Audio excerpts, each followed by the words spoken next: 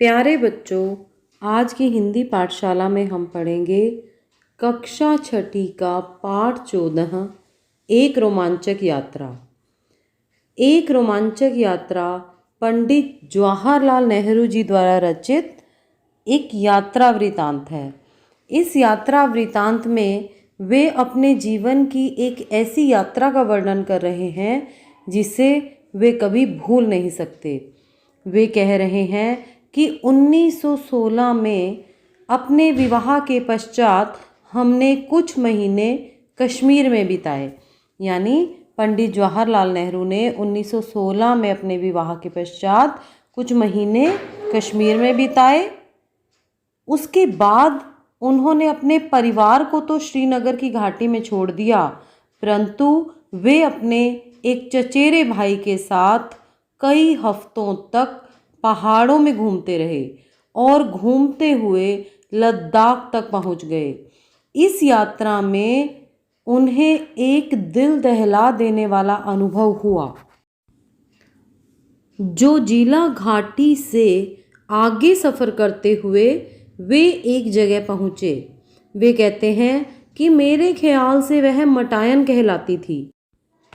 पंडित जवाहरलाल नेहरू जी कहते हैं कि उन्हें कहा गया था कि अमरनाथ की गुफा यहाँ से सिर्फ 8 मील दूर है। यह ठीक था कि बीच में हिम से ढका हुआ एक बड़ा पहाड़ पड़ता था जिसे पार करना था, लेकिन उससे क्या, 8 मील होते ही क्या हैं। पंडित जवाहरलाल नेहरू जी कहते हैं कि हम सभी में खूब जोश था, किंतु अनुभव नदारद यानी गायब होना, कि जब उन्हें अनुभव हुआ उस यात्रा का तो उनका सारा जोश गायब हो गया।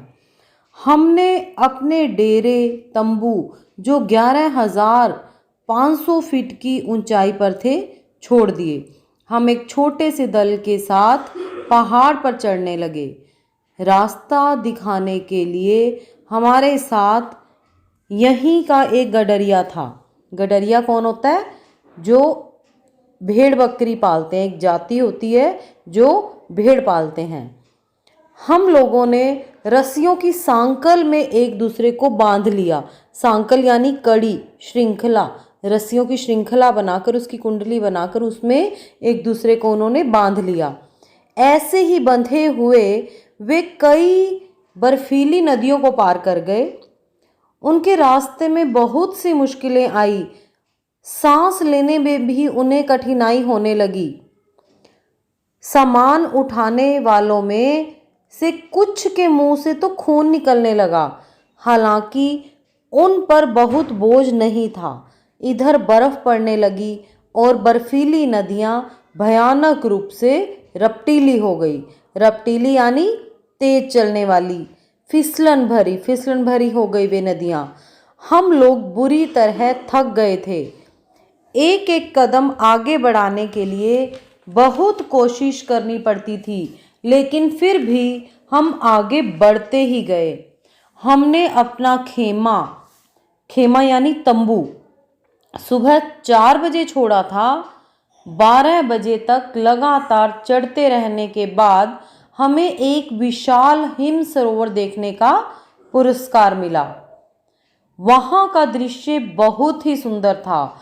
उसके चारों ओर बर्फ से ढकी पर्वत चोटियां थी, मानो देवताओं का मुकुट अथवा अर्धचंद्र हो। परंतु ताज़ा बर्फ और कुहरे ने शीघ्र ही इस दृश्य को हमारी आंखों से ओझल कर दिया यानी अदृश्य कर दिया। पता नहीं हम कितनी ऊंचाई पर थे, लेकिन मेरा ख्याल है कि हम लोग कोई 15-16 हजार फीट की ऊंचाई पर ज़रूर रहे होंगे, क्योंकि हम अमरनाथ की गुफा से बहुत ऊंचे थे। पंडित जवाहरलाल नेहरू जी कह रहे हैं कि अब हमें इस सरोवर को, जो कि लगभग आधा मील लंबा होगा, पार करके दूसरी तरफ नीचे गुफा को जाना था। हम लोगों ने सोचा कि चढ़ाई खत्म होने से हमारी मुश्किलें भी खत्म हो जाएंगी। यही कारण था कि बहुत थके होने पर भी हम लोगों ने हंसते हुए यात्रा की। यह मंजिल भी तय करनी शुरू की। इसमें बड़ा धोखा था क्योंकि वहाँ दरारें बहुत सी थी। ताज़ा गिरने वाली बर्फ़ खतरनाक दरारों को ढक देती थी। इस नई बर्फ़ ने ही मेरा करीब करीब खात्मा कर दिया, क्योंकि मैंने जो ही उसके ऊपर पैर रखा वह नीचे को खिसक गई और मैं धम से एक बड़ी दरार में जा गिरा।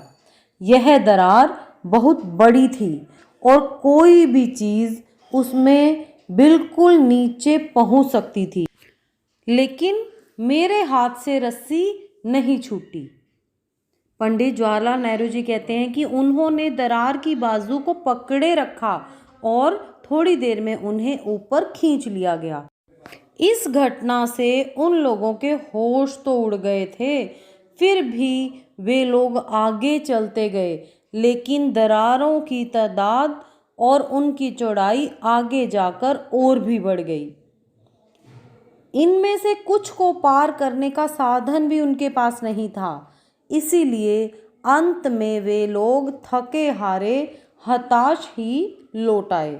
इस प्रकार अमरनाथ की गुफा अनदेखी ही रह गई। तो यहाँ पंडित जवाहरलाल नेहरू जी अपने यात्रा वृतांत के बारे में बता रहे हैं, जो उन्होंने अमरनाथ की गुफा तक पहुँचने के लिए किया। उन्होंने अपने चचेरे भाई के साथ अमरनाथ की गुफा में पहुँचने के लिए बहुत कोशिश की।